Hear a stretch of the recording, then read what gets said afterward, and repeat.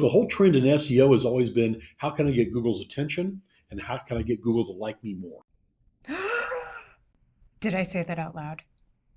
Welcome to Did I Say That Out Loud, a podcast where Stu Eddins and Mariah Tang reflect on agency life and answer questions from our higher ed and healthcare clients about the latest in digital marketing, content, and SEO. Hi, welcome to the podcast. This is Stay Mates Podcast. We've kind of given it the name, Did I Say That Out Loud? Yeah. Well, other than kind of a fun title, our purpose here is to kind of capture some conversations and discussions we have internally about the things that impact digital marketing, digital websites, and pretty much anything else that falls within our daily chores and tasks and things we do for our clients. So yeah, did I say that out loud? That's really a question I ask myself a lot. We do try to question what Google does, what Bing does, and so on, trying to find the best path forward. So loosely structured, but the premise of the whole thing is really kind of capturing a discussion. We've picked a topic, of course. We have some things that we want to talk about, but nothing more scripted than that. So today, we're going to talk about what's the deal with the latest Google content update. Well, actually, algorithm update. On March 5th of 2024, Google released a really, really big update in how they rank pages in search. There's a lot of implications that go along with it, and there's a few that we kind of wanted to talk about a little bit. Probably one of the biggest changes was Google has had this assessment out there for a while called helpful content. It wants to find content that answers the questions that people put into search. The most helpful answer is its job. As much as we'd like to think that Google works with us and we pay Google to do stuff, that's our side of it. Google's client is the person doing the search. It's not the person really doing ads. It's not the person doing SEO. Google lives to serve the person putting a search query into their search engine. That's the big deal too. Anything they put into that search bar is a question.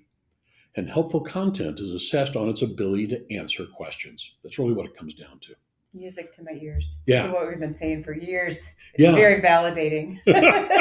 Well, but the whole trend in SEO has always been, how can I get Google's attention and how can I get Google to like me more? Yeah.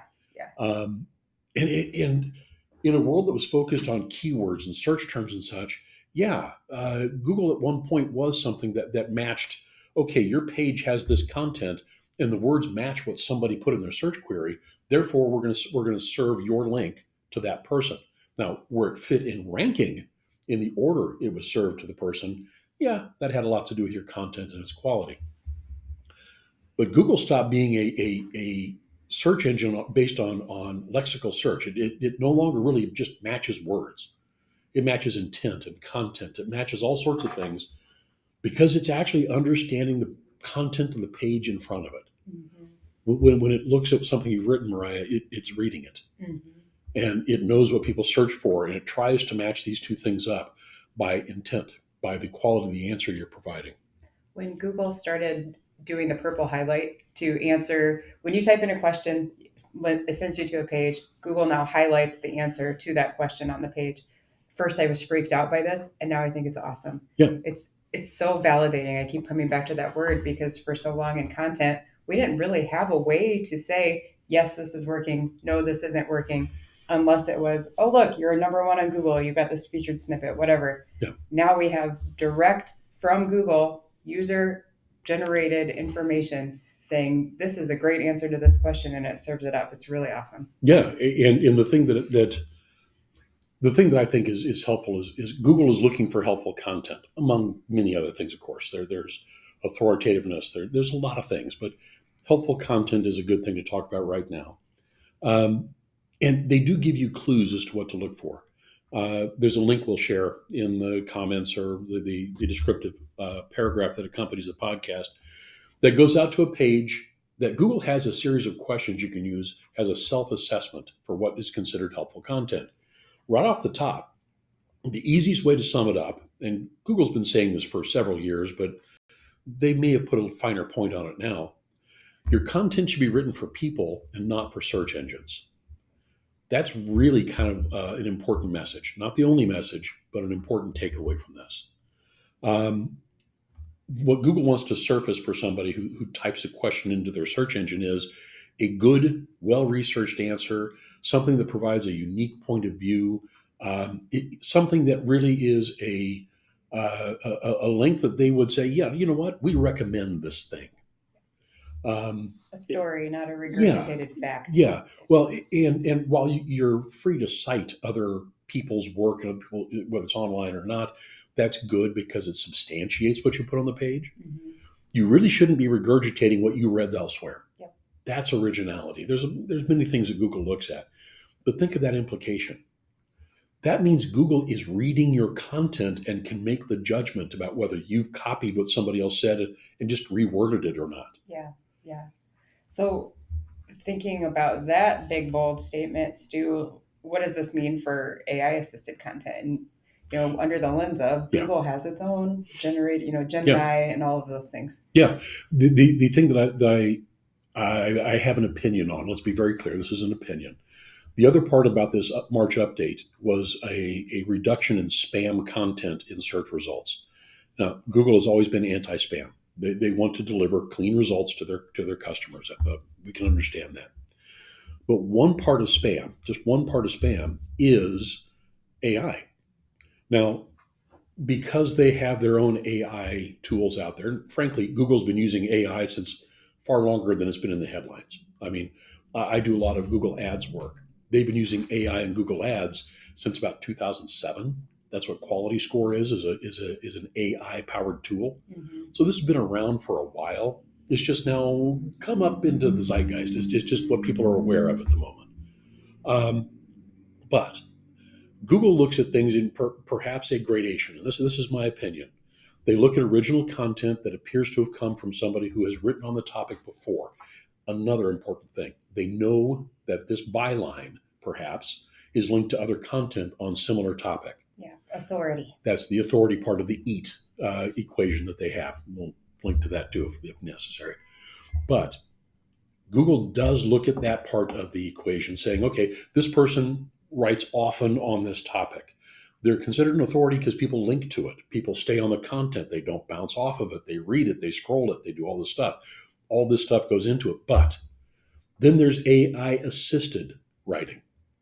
And that can be where, okay, we've gone out and gotten and used an AI tool to not develop the content, but perhaps develop the outline. And then we address the points by that because it's a nebulous topic and we could use some help in organizing how we put the information we want to relate into a meaningful article to get it published.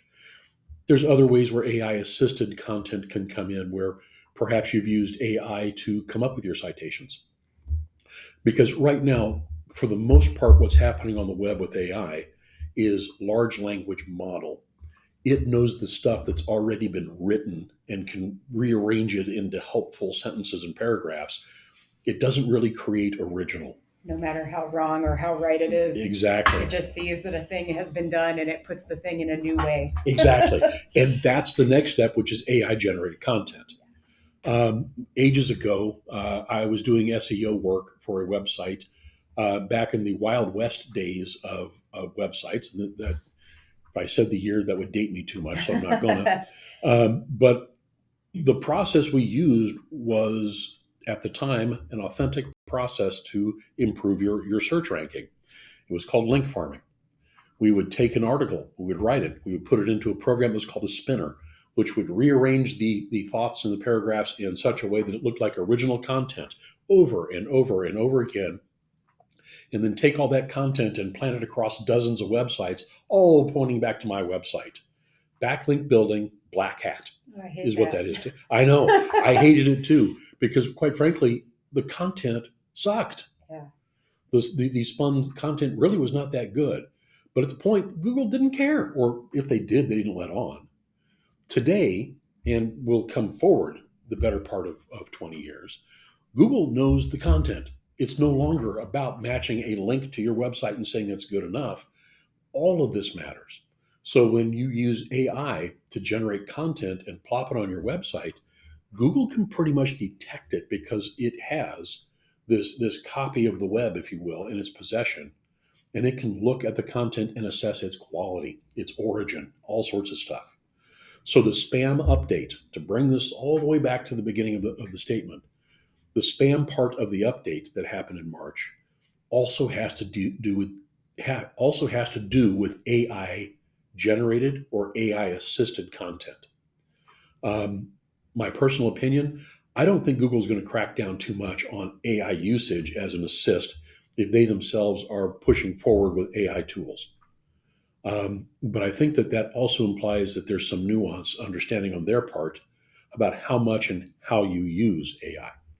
Yeah, I'm glad that you brought up the backlinks thing. That's one of the questions we get most often from our groups, and we always come back around to: is your content helpful? Is it useful? Is it backlink worthy? Yeah. And that's what Yeah. you're talking about. It has to be worth that mention, worth that person's time to put your link on their site. You know, if you're a good resource, if you're a good knowledge hub, then that's what makes you backlink worthy. Yeah, yeah, and that's actually an important way to put it. The way you've said it, backlink worthy.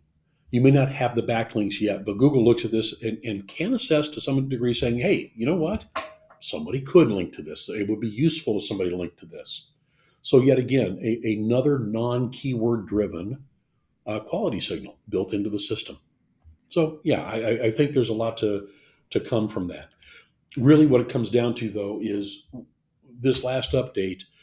The two headlines that we're talking about the most internally is the spam update we've just finished discussing that also overlaps into the current AI discussion, plus the fact that helpful content is now rolled into the core algorithm instead of this standalone isolated thing that says, hey, you could do better. Well, now we have incentive. It's part of the ranking. Mm-hmm. I guess if I were to sum it up, I think one way to put it is the March update, among many other things, encourages, as stated, content written for people that is very helpful in answering questions and is not closely associated to other content that already exists. And really, that's the big takeaway. Write stuff meaningful to the people you want to talk to and you have an answer for. Think of it that way. You hit the nail on the head. Well, one last thing on AI. AI is built on a language model. Presently, I think it was like a 2021 freshness date, if you will. If you ask AI to answer a question, it's only going to answer that question, if it's possible, by constructing sentences and paragraphs based on content and knowledge from 2021 and before. It's not going to be very current. Yeah. It also doesn't do math. So another topic. Me either. Yeah, it's not. It says 1 + 1 = 2 because it read it somewhere, not because it does the math. Yeah. But at any rate, that'll be another topic some other day. Tell good stories. Yeah, tell good stories. And that's just not blog content. Right. You have to be able to do that also with your what I consider organic content. If you're in higher education, it is the description of a program page.